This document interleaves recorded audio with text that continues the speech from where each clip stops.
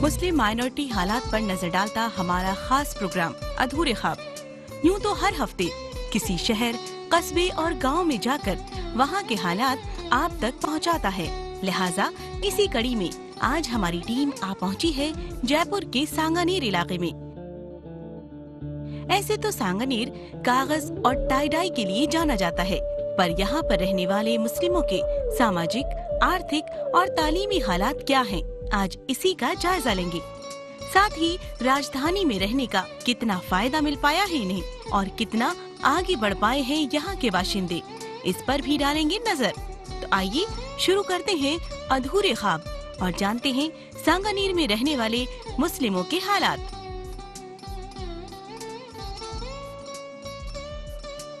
सबसे पहले हम बात करेंगे यहाँ के तालीमी हालात की। सांगानेर में मुस्लिम तबका तालीम को लेकर जरा संजीदा हुआ है। भले ही आज यहाँ का नौजवान तबका किसी वजह से अनपढ़ रह गया हो, मगर नई जनरेशन इससे बिल्कुल अलग है और ज्यादातर लोग अपने बच्चों को अच्छी तालीम देने के लिए दिन रात मेहनत कर रहे हैं ताकि अपने बच्चों का मुस्तकबिल बेहतर बना सकें। हमारे सांगानेर की बात बता रहा हूँ, 10 साल से हमारी सोच में फ़र्क आया है और हम जो कुछ समझदार लोग हैं सांगानेर में, वो अलग अलग स्कूलों में भी पढ़ा रहे हैं, अच्छी तालीम दिला रहे हैं और हमने ये महसूस कर लिया कि बगैर तालीम के कुछ नहीं हो सकता, अंधेरा ही अंधेरा है। इसलिए तालीम की तरफ सबका ध्यान है और बच्चे हमारे तालीम पढ़ रहे हैं। इंग्लिश मीडियम में भी बच्चे पढ़ रहे हैं हमारे और वैसे भी कर रहे हैं, लेकिन सरकार की तरफ से जो सरकारी स्कूल में जाते हैं वही हमारी वो है, बाकी प्राइवेट तो हम हमारे हिसाब से हम चला रहे हैं। यहाँ का एक बड़ा तबका अपने बच्चों को प्राइवेट और कॉन्वेंट स्कूलों में ही एजुकेशन दिला रहा है ताकि ये बच्चे पढ़ लिख कर अच्छी डिग्रियाँ हासिल कर सकें और अपना और अपने समाज का नाम रोशन कर सके। पहले से बहुत हालात बदल गए। हमारे बच्चे इंग्लिश मीडियम स्कूल में पढ़ते हैं, सुबह जाते हैं और शाम को मदरसे में आते हैं हमारे बच्चे पढ़ने के लिए। जो मदरसा में जाते हैं बच्चे, वो दुनियावी तालीम भी ले रहे हैं। आज उन पे डबल बर्डन है, फिर भी वो कर रहे हैं, बेहतर कर रहे हैं। उनके ऊपर डबल बर्डन होने की वजह से फिर भी अच्छा कर रहे हैं। उनको दुनिया के साथ दीनी तालीम भी लेनी पड़ रही है। तो ये लोग बच्चे फेस कर रहे हैं, लेकिन उसको अपने आप को उस मुख्य धारा में लाने के लिए संघर्ष कर रहे हैं और मैं उम्मीद करता हूँ ये अच्छे रिजल्ट्स बहुत जल्दी से, बहुत तेजी से सुधर रहे हैं। इल्म दीन हासिल करना ये इस्लाम का एक बहुत ही ज़रूरी चीज़ है और जुज़्वे लानफ़क़ है, जो हत्ता कि यहाँ तक कहा गया है कि वो मुसलमान जो इल्म दीन हासिल ना करे वो मुसलमान हो ही नहीं सकता है। इसलिए ये बहुत इम्पोर्टेंट है चीज़। जो शख्स दीन के बारे में जानकार नहीं है, जो जानता नहीं, वो मुसलमान हो ही नहीं सकता है। तो मुसलमान के लिए इल्म ज़रूरी है और कोई भी मुसलमान बगैर इल्म के सही तरीके से मुसलमान नहीं हो सकता। ऐसा नहीं है कि यहाँ सारे लोग इसी हैसियत के हों और वो अपने बच्चों को अच्छी तालीम दिला सकें, बल्कि बहुत से ऐसे लोग भी हैं जो आर्थिक रूप से बेहद खस्ता हाल है या फिर किसी काम की तलाश में दूसरे शहरों से यहाँ आकर बस गए हैं। इनमें से ज्यादातर लोग दिहाड़ी पर मजदूरी ही करते हैं, जो चाहकर भी अपने बच्चों को अच्छी तालीम नहीं दिला सकते। मुसलमान मुश्किल से कोई किराए दे रहा है, कोई ऐसे मजदूर का काम चला रहा है, दुकान मजदूर कर लेता, नौकरी कर काम चला रहा है। आर्थिक हालात अच्छे न होने की वजह से ये लोग अपने बच्चों को मदरसे में ही पढ़ा पाते हैं ताकि वो कुछ तालीम तो हासिल कर सकें।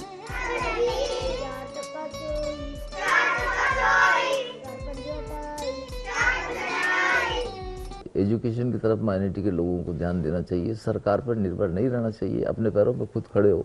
सरकार से मदद मांगो, मिल जाती तो ठीक है, नहीं तो अब भी खुद भी खड़े होने की कोशिश करो। और समाज के जो लोग हैं, जो मौदवीर लोग हैं, उनका भी फर्ज बनता है कि वो भी इस मामले में जागरूक लोगों को करें और तालीम, बच्चों को तालीम दिला, तो ही हमारा भविष्य ठीक है, ना कुछ नहीं। सांगानेर में कई मदरसे संचालित किए गए हैं, जिनमें से ज्यादातर मदरसे मदरसा बोर्ड से भी रजिस्टर्ड हैं, पर सभी के हालात ज्यादा बेहतर नहीं है।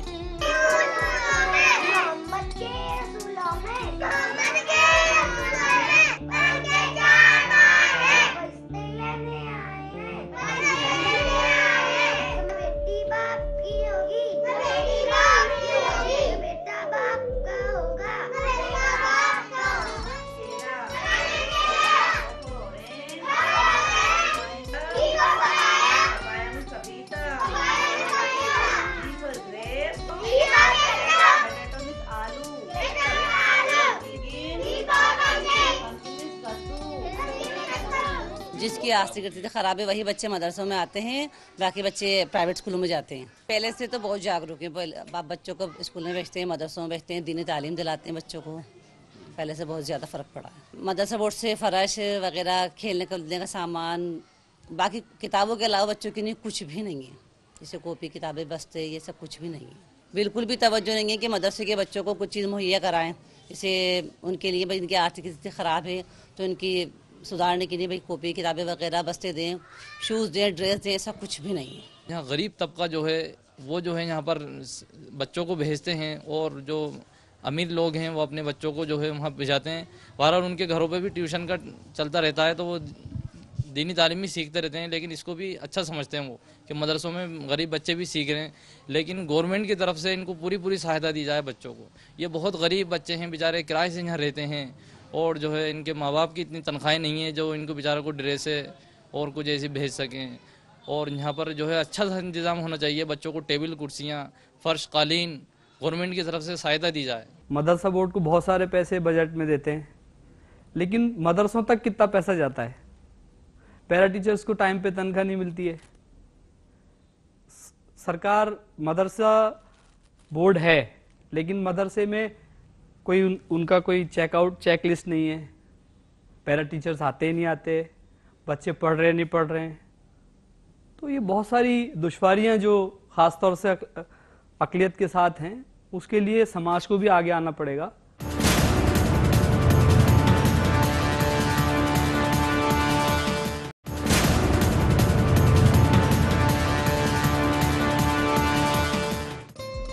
समाज की तरफ से ही चंद मदरसे ऐसे हैं जिनकी हालत थोड़ी ठीक है। आखिर क्या वजह है कि मदरसा बोर्ड के चलने वाले मदरसों की हालत बेहतर नहीं है यहाँ?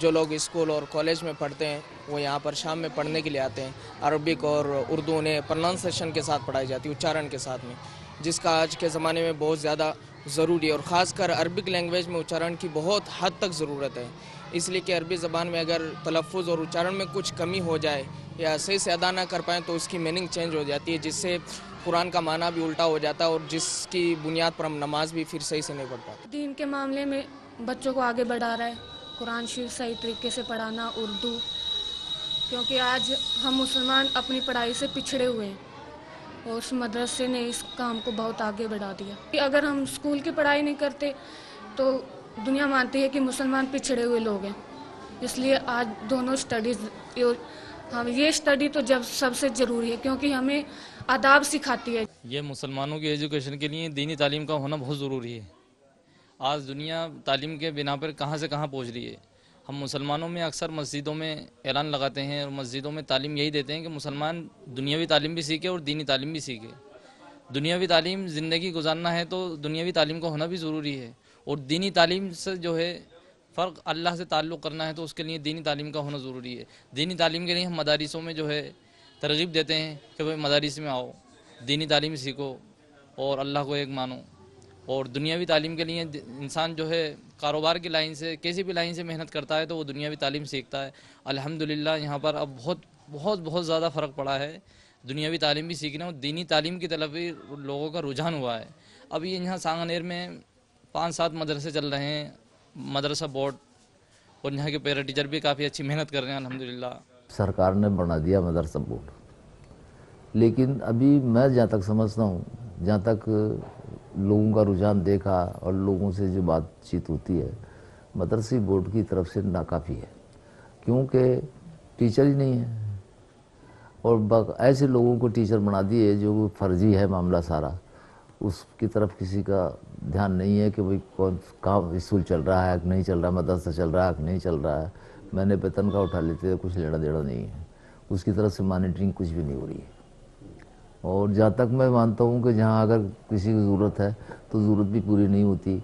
एक दफ़ा कहा था भाई हम कंप्यूटर भी दे देंगे, ये भी दे देंगे, ये कर देंगे, आए थे यहाँ, लेकिन कुछ नहीं, खाली कहने की बात है। आके देख जाते हैं, ये कह देते हैं हम देंगे कर देंगे, लेकिन जहाँ तक मुझे ध्यान है काफ़ी लोग इस बात से चिंतित हैं कि ये क्या मदरसा बोर्ड वाला रखा है। मदरसा बोर्ड चलना चाहिए और मदरसे बोर्ड को हुई मतलब मदरसों में दीनी तालीम के साथ साथ उनको दुनियावी तालीम भी मिलनी चाहिए, इसके हम पक्षधर हैं। हमारे जहाँ तक सांगानेर का सवाल है, हम दीनी तालीम भी दिला रहे हैं और दुनियावी तालीम भी दिला रहे हैं। सांगानेर में रोजगार के हालात भी बहुत अच्छे नहीं है। तालीम कम होने की वजह से यहाँ का मुस्लिम तबका सरकारी नौकरियों में भी ना के बराबर है। ज्यादातर लोग या तो खुद का छोटा मोटा काम कर रहे हैं या फिर दिहाड़ी पर मजदूरी। सांगानेर में कागज का बड़ा व्यवसाय है, जिससे यहाँ का बड़ा मुस्लिम तबका जुड़कर अपनी रोजी रोटी चलाता है। कुछ लोगों का अपना खुद का कारखाना है, तो ज्यादातर लोग इस पेशे से जुड़े हुए हैं। मगर अच्छी बात ये है कि ज्यादातर लोगों के पास रोजगार है। हमारे यहाँ 2 कुटीर उद्योग चल रहे हैं। एक तो कपड़े की छपाई है और एक हैंडमेड पेपर और गत्ता और एक पेपर कोन। पेपर कोन ये जो है हमने हमारे दिमाग से, हैंडमेड में भी जो तरक्की की है हमने हमारे दिमाग से की है। यहाँ टाई डाई का भी एक बड़ा व्यवसाय है, पर ये धंधा आज कंपटीशन और काम कम मिलने की वजह से खत्म होने की कगार पर आ गया है। इस काम में मेहनत ज्यादा है और पैसे कम होने की वजह से भी इनको दिक्कतों का सामना करना पड़ रहा है।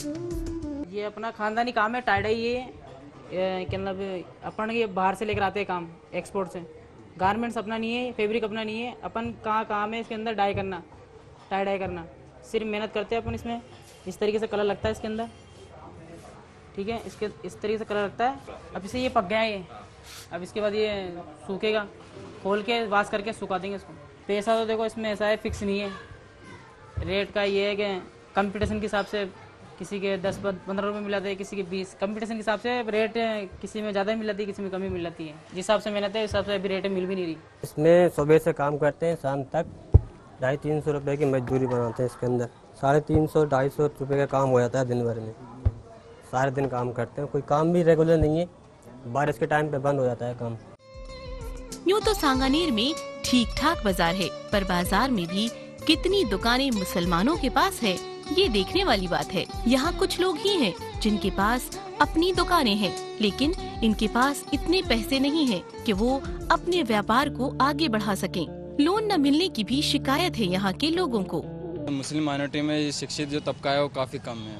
मुस्लिम नौजवानों को जो केंद्र सरकार, स्टेट गवर्नमेंट जो स्कॉलरशिप वगैरह, लोन वगैरह देती है, उनको सभी को जानकारी नहीं मिल पाती। क्या स्कीम चल रही है, क्या चल रही है, हर साल नए नए प्रोग्राम चलते हैं, उनकी सारी नॉलेज नहीं मिल पाती। तो टोटल बात यह है कि आम जनता को प्रचार नहीं है इसका। वो ऑफिसों में ही, बड़े बड़े ऑफिसों में दबा रह जाता है, और जो गवर्नमेंट जो पैसा देती है उनको, वो पैसा साल पूरा होने के बाद वापस रिफंड हो जाता है, लेस हो जाता है वो पैसा। पढ़ाई की आर्थिक स्थिति कमजोर थी इसलिए पढ़ाई नहीं की।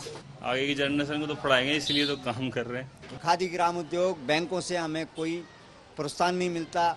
चक्कर काटते काटते सूद पे पैसा लाते हैं और वो मतलब उस तरीके से हम हमारा गुजारा करते हैं और आराम से हमारी रोजी रोटी चल रही है। एजुकेशन हमारे बच्चों को हम दिला रहे हैं। बाकी जब कोई भारत सरकार की योजना आती है मुसलमानों के लिए तो उद्योग भवन में जाके हम इंटरव्यू देते हैं, इंटरव्यू में पास भी हो जाते हैं।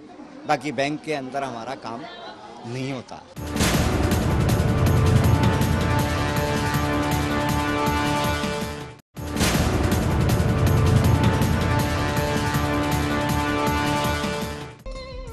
केंद्र सरकार स्किल डेवलपमेंट पर खासा जोर दे रही है। अगर सरकार इस ओर थोड़ा भी ध्यान दे तो इनकी भी स्किल बेहतर हो सकेगी। गवर्नमेंट जो योजना चला रही है, इन योजनाओं को ज़्यादा से ज़्यादा प्रचार हो, माइनॉरिटी क्षेत्र में जाकर इनके बारे में बताया जाए, और लोन वगैरह जो भी है, जो कागज़ वगैरह जो भी तैयार करने पड़ते हैं, डॉक्यूमेंट्स वगैरह, उनको सरलीकरण हो उनका और आसानी से सब चीज़ें उपलब्ध हो जाए। और जो स्कॉलरशिप वगैरह जो मिलती है, ज़्यादातर स्कॉलरशिप वगैरह डॉक्यूमेंट्स इनकम्प्लीट की वजह से कैंसिल कर देते हैं। जहाँ तक स्किल डेवलपमेंट वाला मामला है, जो हुनर अल्पसंख्यक लोगों के पास, अक़लियत के लोगों के पास है और जिस तरह की मास्टरी उन लोगों के हाथ में है, वह मैं नहीं समझता कि दूसरे लोग उतनी कारीगरी से कर पाते हैं। लेकिन स्किल डेवलपमेंट में भी सरकार की नीति है, स्कीम है, लेकिन वहाँ भी उनको प्रोत्साहन नहीं दिया जाता।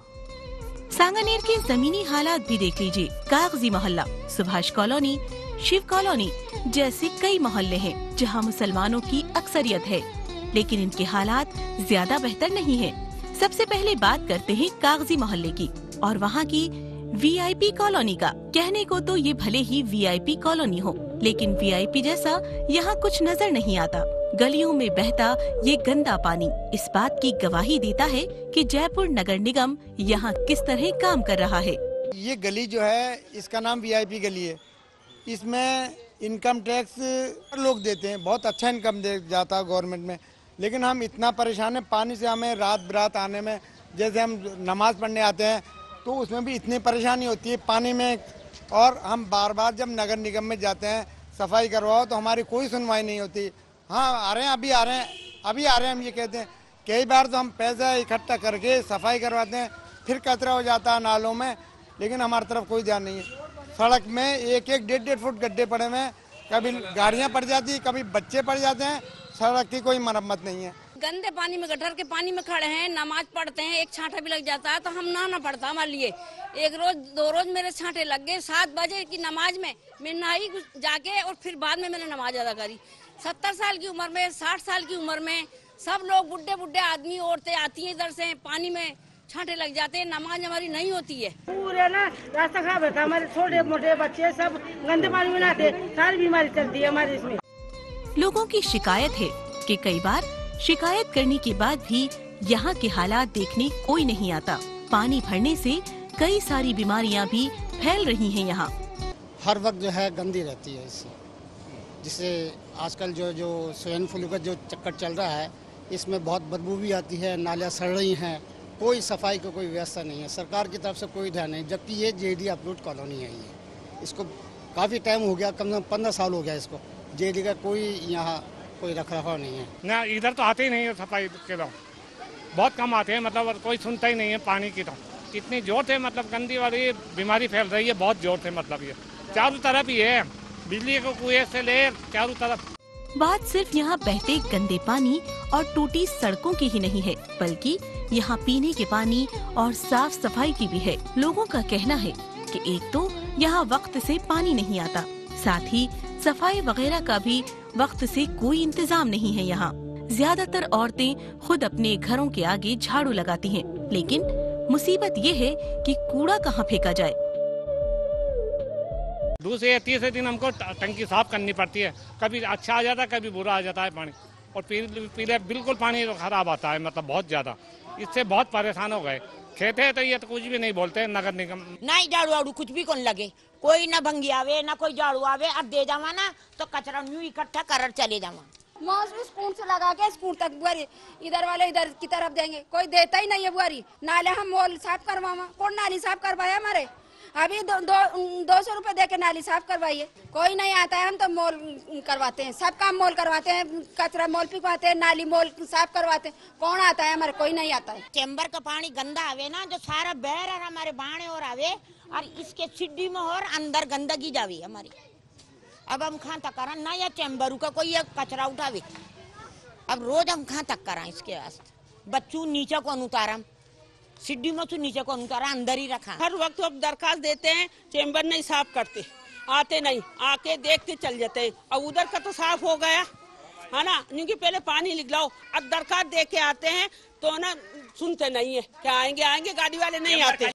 जहां एक और सरकार साफ सफाई पर खासा ध्यान दे रही है, वहीं जयपुर नगर निगम का शायद इस ओर ध्यान देना बाकी है। ऐसा नहीं है कि माइनॉरिटी के लोग नहीं चाहते कि उनके आसपास सफाई रहे, उनके पास रोजगार हो और उनके बच्चे भी तरक्की करें, बल्कि ये तो सब चाहते हैं कि उनका घर, परिवार और कौम आगे बढ़े। बस जरूरत है तो थोड़ी और जागरूकता की, साथ ही सरकार के जरिए इस ओर ध्यान देने की।